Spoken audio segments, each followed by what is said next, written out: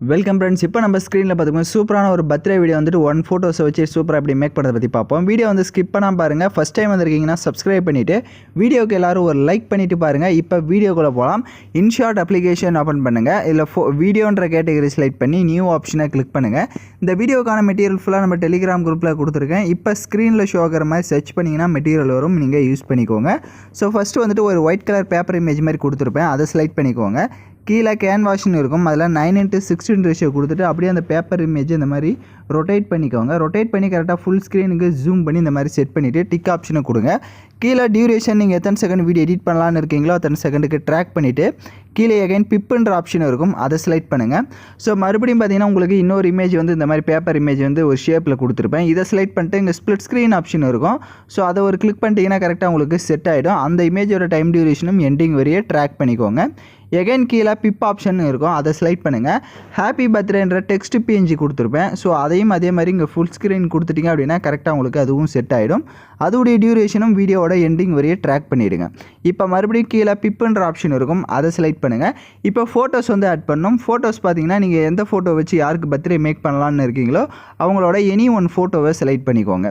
இப்போ ஃபோட்டோவை செலக்ட் பண்ண வாட்டி கீழே ஸ்க்ரோல் பண்ணுங்கள், கிராப்ன்ற ஐகான் இருக்கும், அதை செலக்ட் பண்ணிக்கோங்க. ஸோ அதில் 1:1 ரேஷியோ கொடுத்துட்டு கரெக்டாக உங்களோட ஃபோட்டோவை கிராப் பண்ணிவிட்டு டிக் ஐகானை கொடுங்க. அப்படியே கீழே மாஸ்க்குன்னு ஒரு ஆப்ஷன் இருக்கும், அதை கிளிக் பண்ணிவிட்டு அதில் சர்க்கிள் ஷேப்பை செலக்ட் பண்ணுங்கள். உங்களோட ஃபோட்டோ வந்து சர்க்கிள் ஷேப்புக்கு இருக்குதான்னு பாருங்கள். இல்லை ஃபேஸை மட்டும் நீங்கள் கவர் பண்ணணும்னா அதோட கரெக்டாக ஃபேஸ் அளவுக்கு நீங்கள் வந்துட்டு அதோட சைஸை கம்மி பண்ணி கரெக்டாக செட் பண்ணிக்கோங்க. செட் பண்ணிட்டு கீழே பார்த்தீங்க அப்படின்னா உங்களுக்கு இந்த இன்க்ரீஸ் பண்ணுற மாதிரி ஆப்ஷன் இருக்கும், பார்டரு. ஸோ அதை வந்துட்டு ஒரு 7 இல்லைனா ஒரு 8 அந்த மாதிரி கொடுத்துட்டு டிக் ஆப்ஷனை கொடுங்க. இப்போ அந்த இமேஜோட சைஸை வந்து கொஞ்சம் ஜூம் பண்ணிக்கோங்க. ஜூம் பண்ணி இப்போ நான் எப்படி சேம் அதே மாதிரி நீங்கள் வந்து செட் பண்ணிக்கோங்க. இப்போ எப்படி செட் பண்ணியிருக்கணும் சேம் அதே மாதிரி கரெக்டாக வந்துட்டு மேலே இந்த மாதிரி கொஞ்சம் ஸ்பேஸ் விட்டு கீழே கொஞ்சம் ஸ்பேஸ் இருக்கணும்.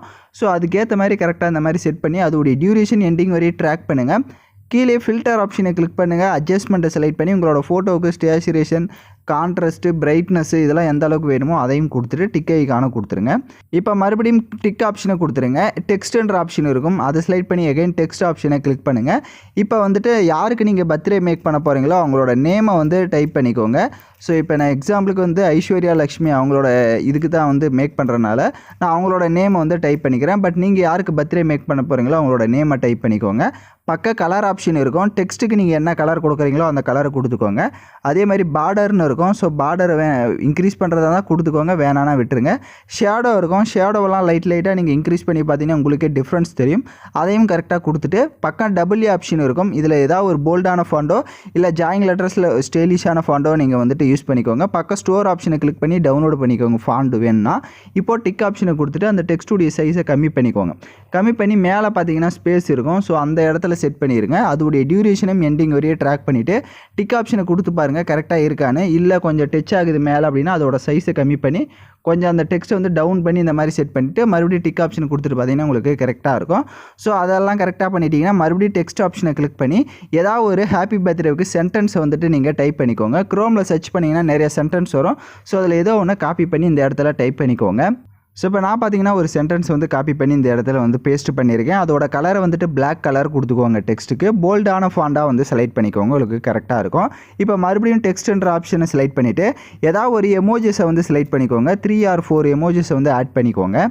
ஸோ இப்போ எமோஜி செலக்ட் பண்ணிட்டு டிக் ஆப்ஷனை கொடுத்துட்டு அந்த எமோஜியோட சைஸை கம்மி பண்ணிக்கோங்க. கம்மி பண்ணிவிட்டு நீங்கள் ஆட் பண்ண சென்டென்ஸுக்கு கீழே இந்த மாதிரி செட் பண்ணிவிட்டு அதோடைய டியூரேஷனும் வீடியோவோட எண்டிங் வரையே ட்ராக் பண்ணிவிட்டு டிக் ஐகானை கொடுத்துருங்க. இப்போ மேலே எக்ஸ்போர்ட் ஆப்ஷன் இருக்கும், அதை கிளிக் பண்ணி ஃபஸ்ட்டு இந்த வீடியோவை சேவ் பண்ணுங்கள். நெக்ஸ்ட்டு நம்ம எஃபெக்ட்டும் சாங்கும் எப்படி ஆட் பண்ணுறதுன்றதை பார்த்துடலாம். வீடியோ பார்த்துட்டு இருக்க யாராவது லைக் பண்ணாமல் பார்த்துட்ருக்கீங்க, சப்ஸ்கிரைப் பண்ணாமல் பார்த்துட்டு இருந்தீங்கன்னா கொஞ்சம் லைக் அண்ட் சப்ஸ்கிரைப் பண்ணிவிட்டு பாருங்கள். அப்போ தான் நமக்கு நெக்ஸ்ட் வீடியோவோட அப்டேட்ஸ் உங்களுக்கு தொடர்ந்து வரும்.